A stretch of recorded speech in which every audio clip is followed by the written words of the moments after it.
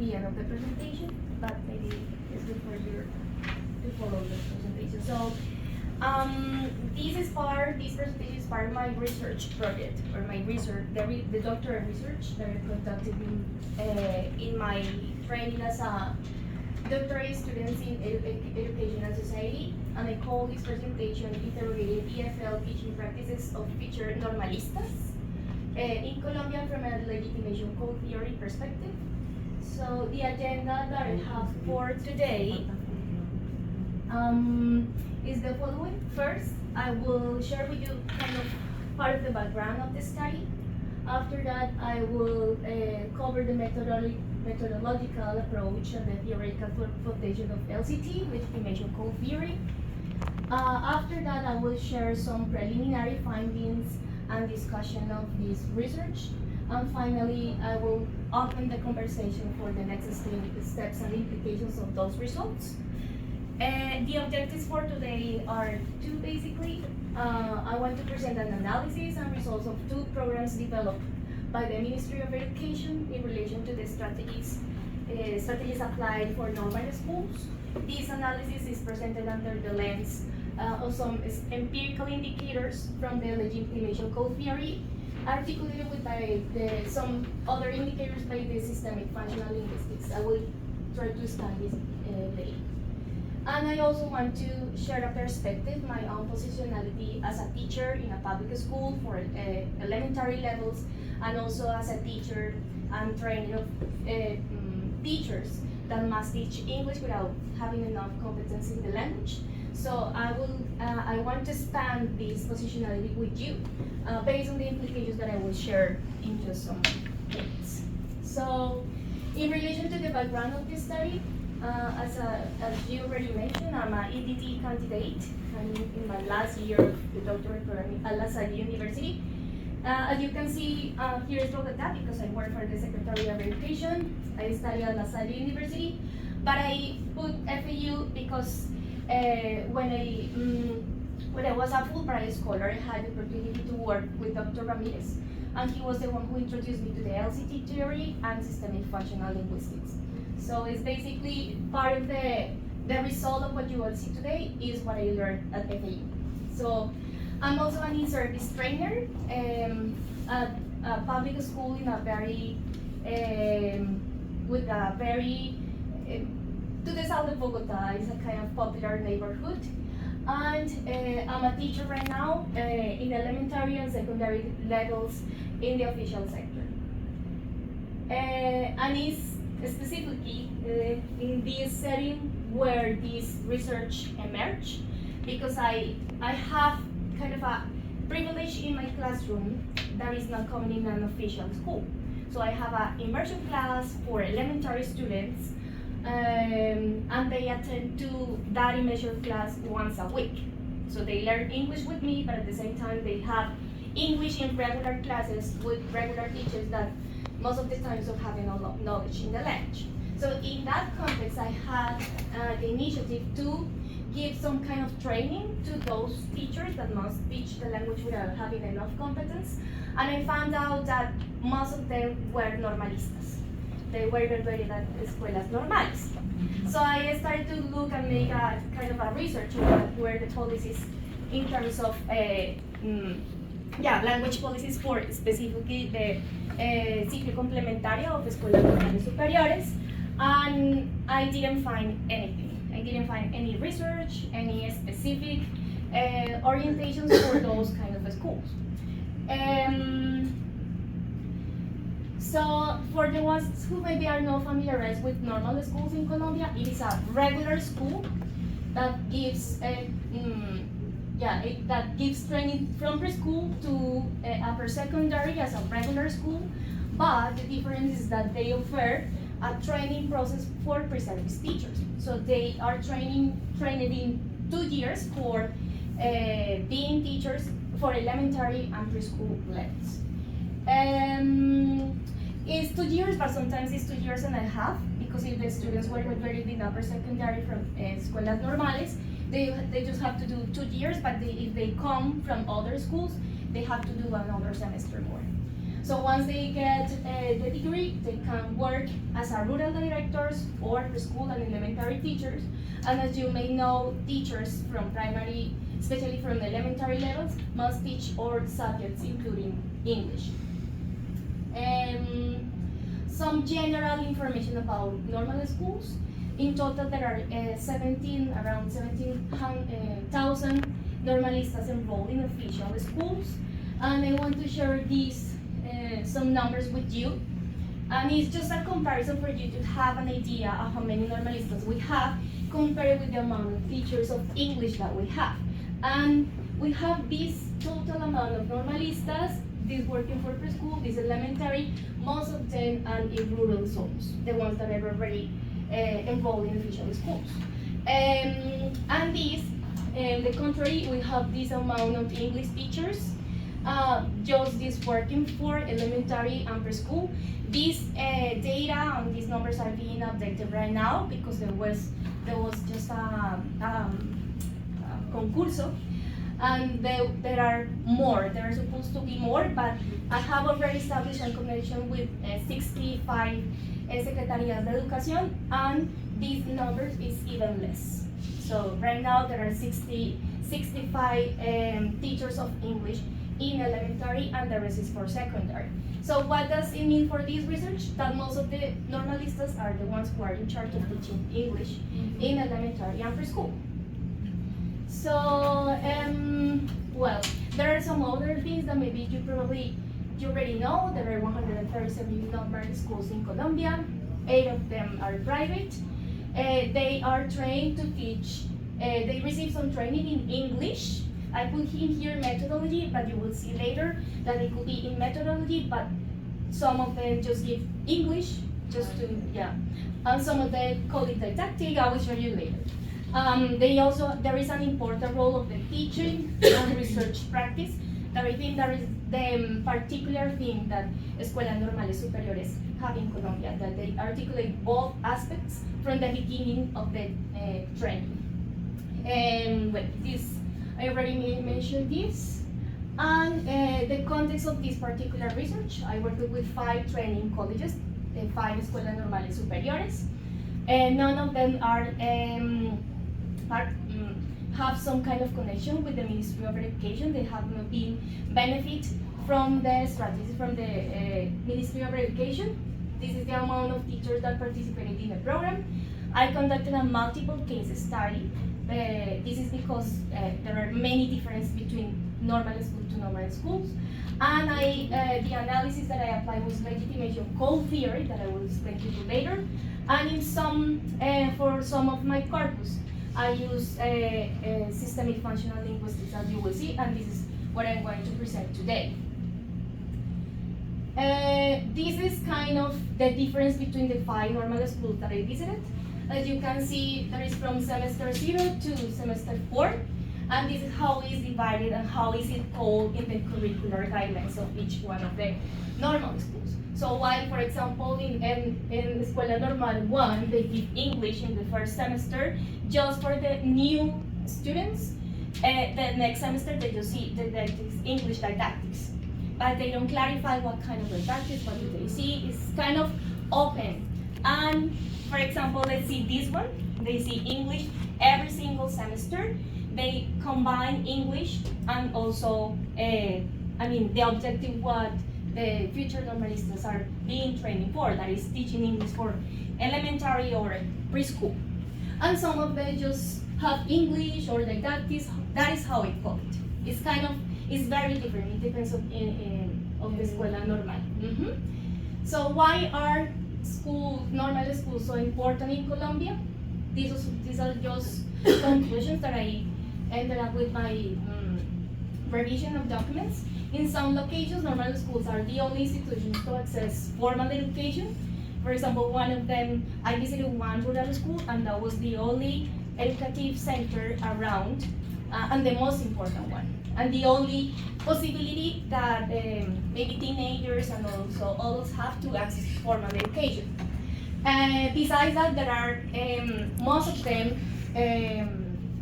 are placed in they are located in places where are less than 90,000 inhabitants per location. So they conduct research in the communities, but sadly, this research is not expand. They just stay in the normal school and maybe for the community. But I'm not going to cover this today because this is part of my research too. But I found out that out of 47 documents that I found in the normal schools related to the research that normalistas do in relation to the English didactics, just one was shared with academic community. So that is something that we need to think about. So what happened with that kind of research? And most of them, around 70% of teachers who are graduating from normal schools work for rural schools, the ones that are already involved in the official sector.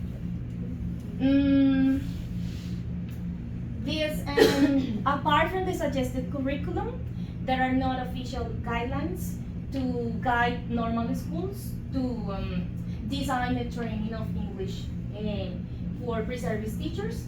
And there are some strategies that have been implemented by the Ministry of Education in an alliance, most of the time with the British Council, but just 50% of the normal schools have been benefit of that. There is no research, as I told you before, there is no research of the training that pre-service teachers do in normal schools, and this considering the impact of the context, because they have a direct impact, especially in rural contexts.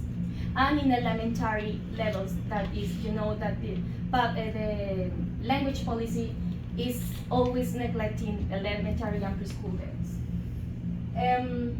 Well, based on this, my research question is, what are the constitutive elements, I will explain to you in a moment, of the pedagogical practice in English carried out by future normalistas, and how do their relationships reflect tacitly assumed rules and reading conventions, mechanism, declare objectives, well, all what constitutes the teaching practice of normalistas.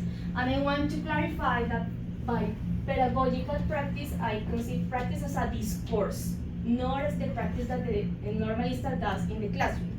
When I refer to that, I will call it praxis, okay? But in here, I will call it practice as a discourse. That's how I understand.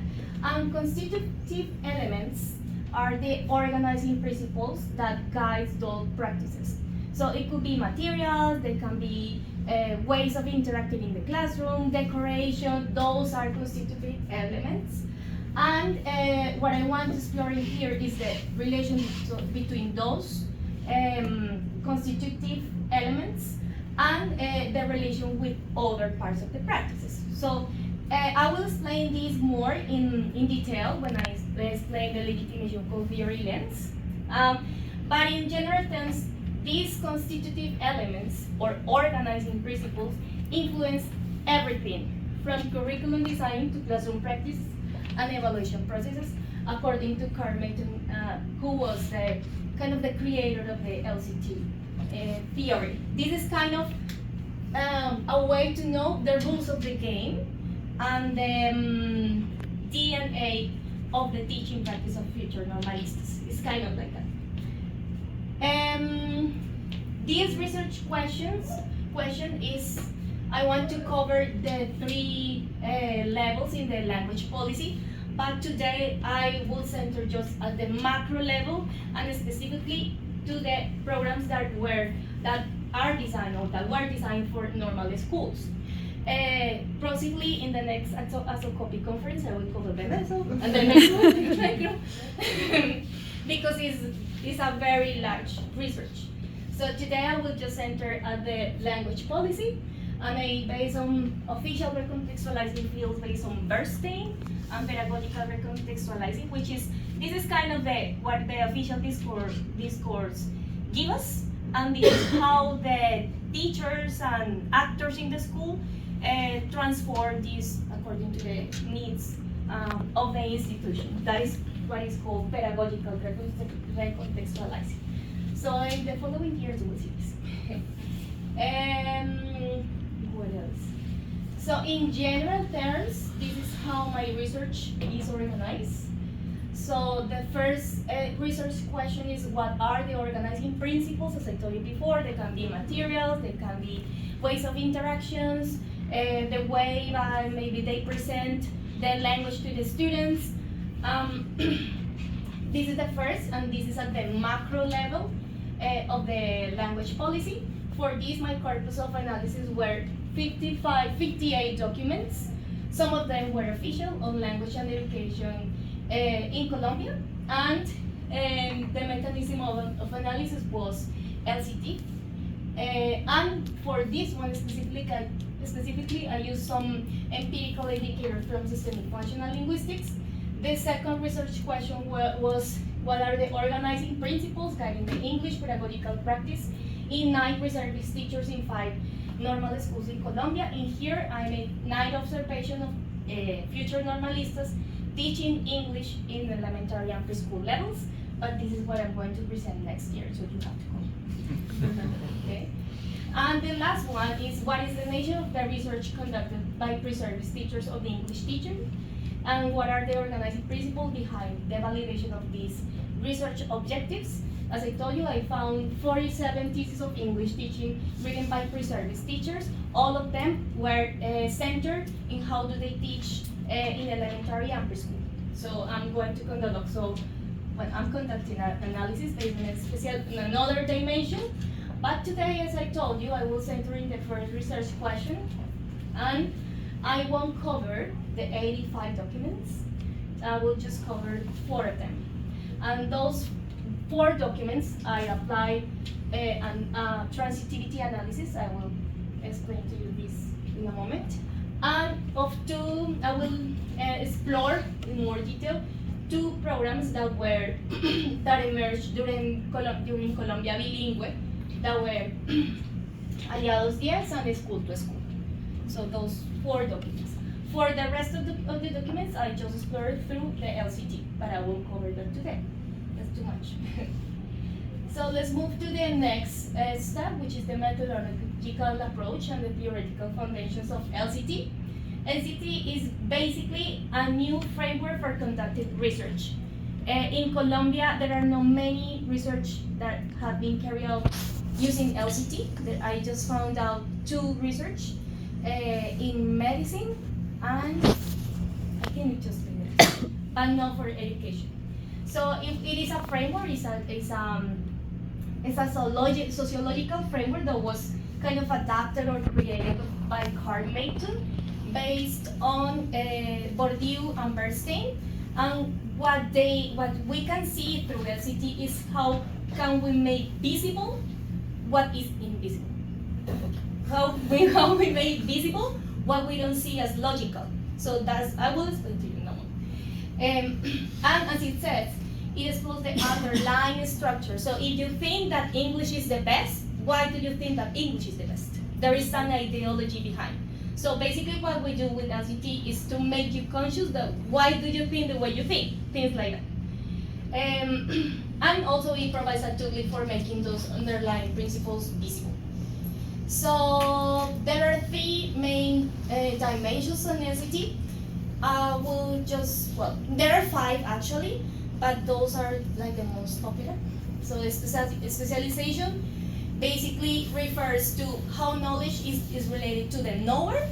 I won't cover that today, it's just for you to have an idea. Semantic, it focuses on how complex is a content. Like for example, if you are explaining science and you are talking about a very difficult concept, how do you manage that your student can get that concept? So it could be very complex, or maybe you can put it in the context and it will be less complex for your student. I won't cover that today.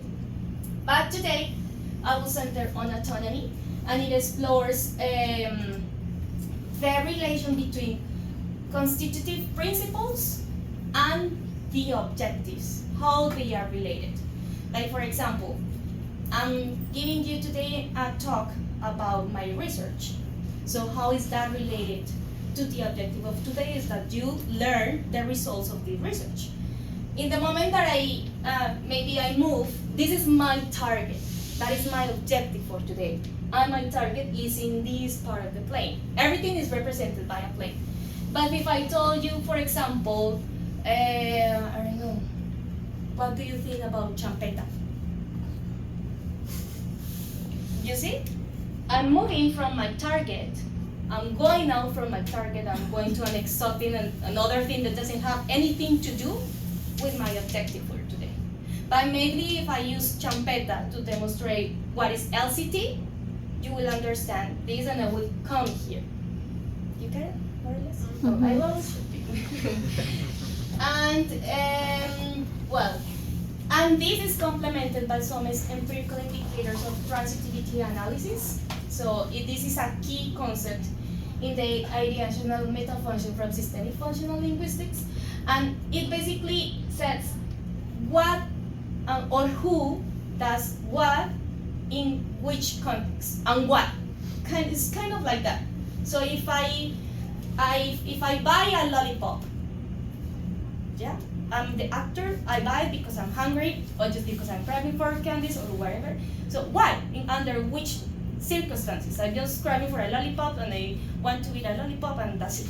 Yeah, it's kind of like that. Like which actors, participants, agents do certain activities or actions in certain circumstances. It's kind of the same, but is that?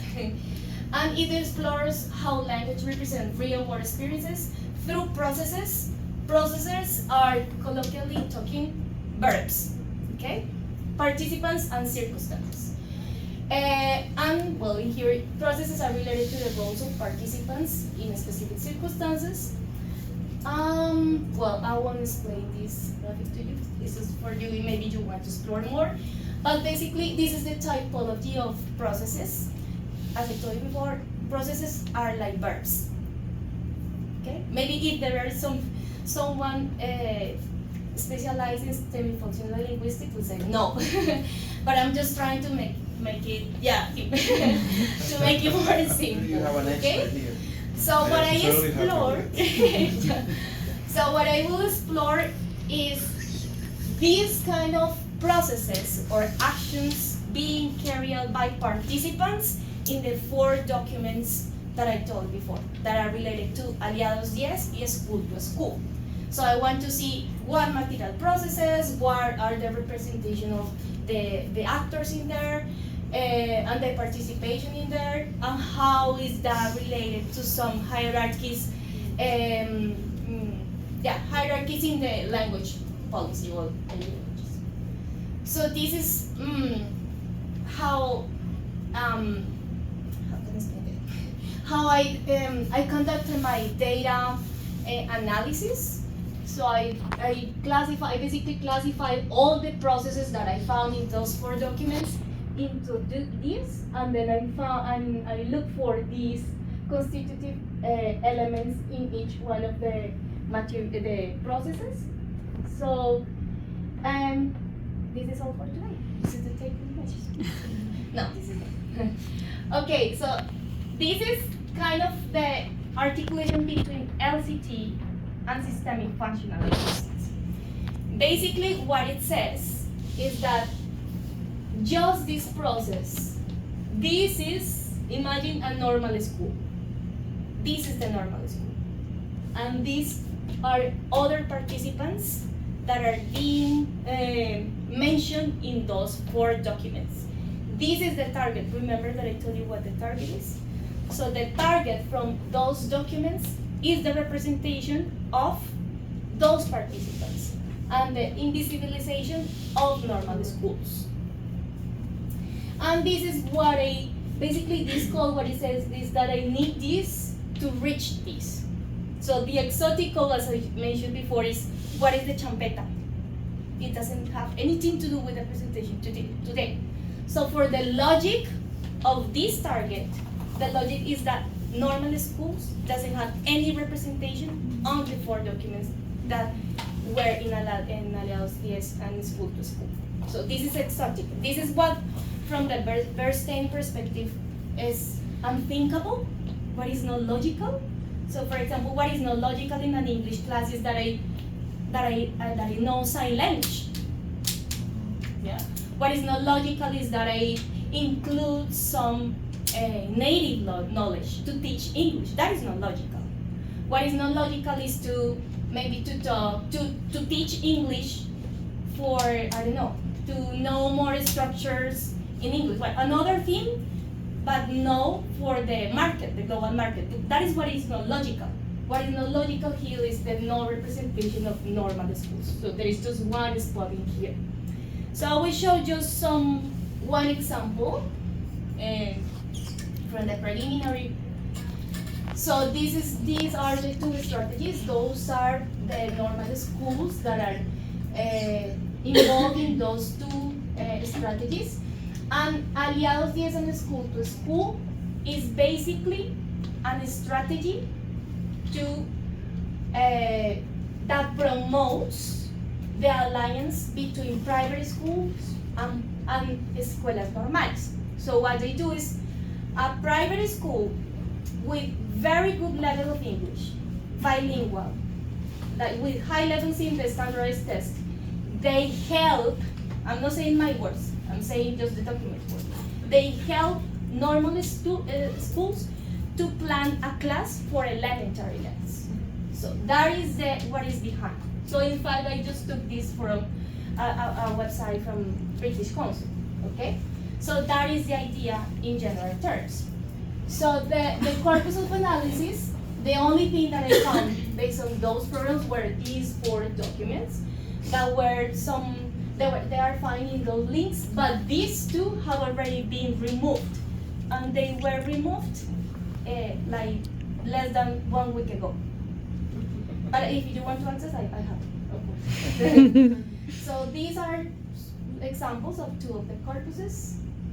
These were the processes that I found in those documents, and as you can see, most of the processes, it means that most of the representation of the documents were from school to school, Aliados 10. And the escuelas normales don't have any process.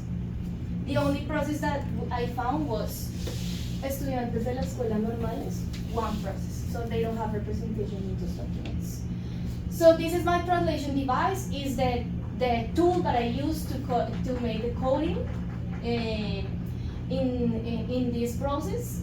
And basically, just to give you an idea, the target between the content and the objective is procesos materiales, material verbs, relacionados con los programas dirigidos a las escuelas normales para destacar las secciones de los programas como Aliados 10 y School to School.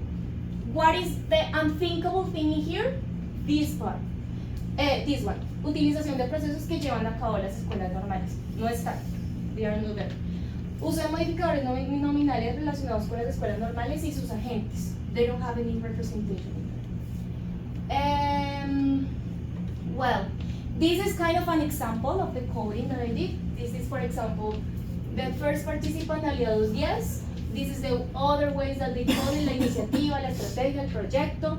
Some of the processes on what I did was basically to deconstruct the sentences from each one of the documents, the corpus. I'm not going through this because this is very long, but this is just for you to know how I conducted the coding. Well, just in general terms, those are the findings. Material processes are key elements for a constructive regulative ideal. Regulative ideal is how do they sell the idea that they need a aliado estratégico as private schools to keep the need of those first we call it pedagogical alliance.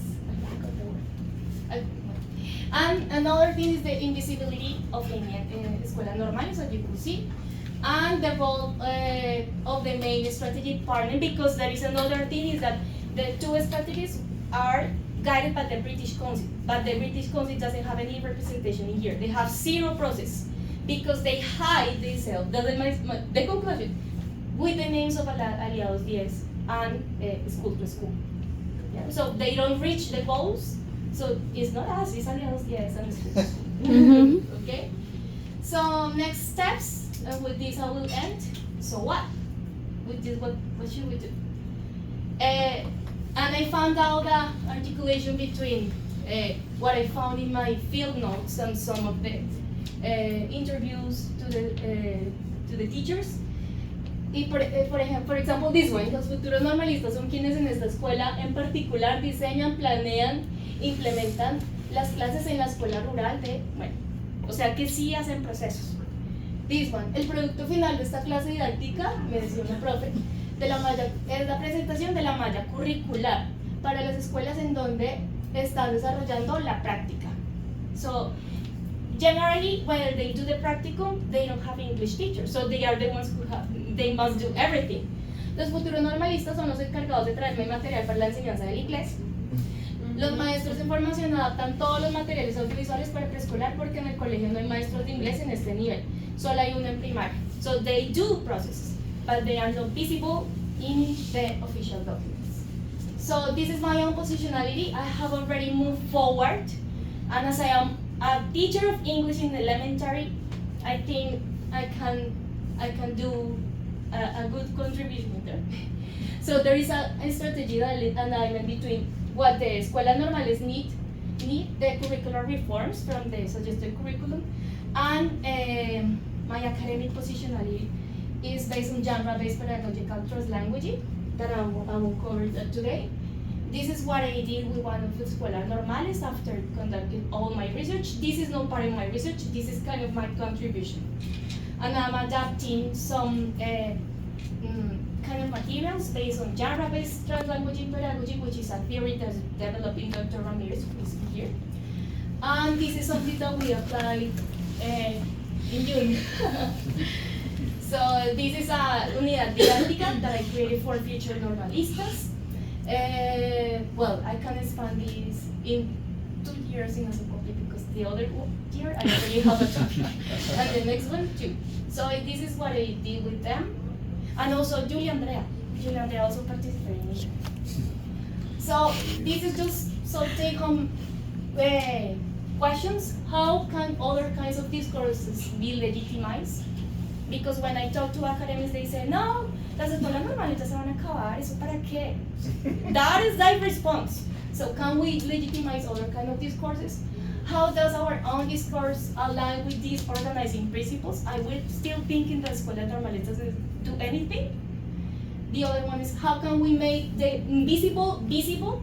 It means, how can we make escuelas normales the main representatives in that plane that I just showed you?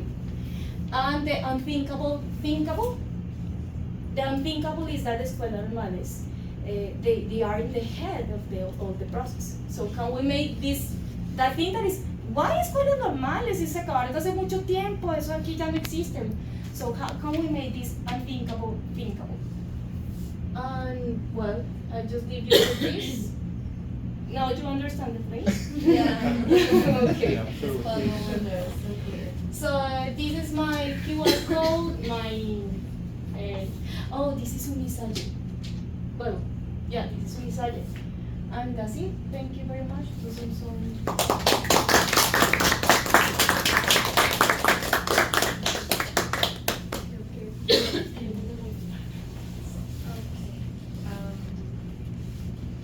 We have some like 3 or less minutes if you have some questions.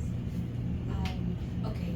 Well, rather than a question, I have a reaction. I want to strongly congratulate you for this, well, Julie and you, for this amazing work that you have presented today, which I believe is well positioned to make visible these discourses, these marginalizing discourses that are holding us back regarding the agency of participants like normalistas.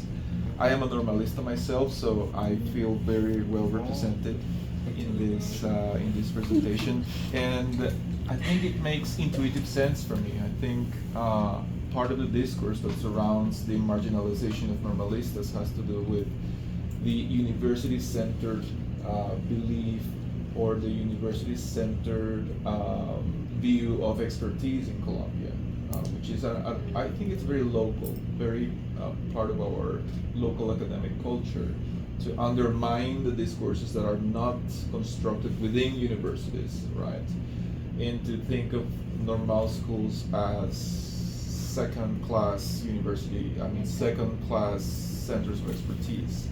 So how do we make these unthinkable, unthinkable discourses visible and powerful? I think your presentation does a great job of making this, of bringing this to our attention, and I hope in the future scenarios where you will be presenting this, makes the waves it needs to be making.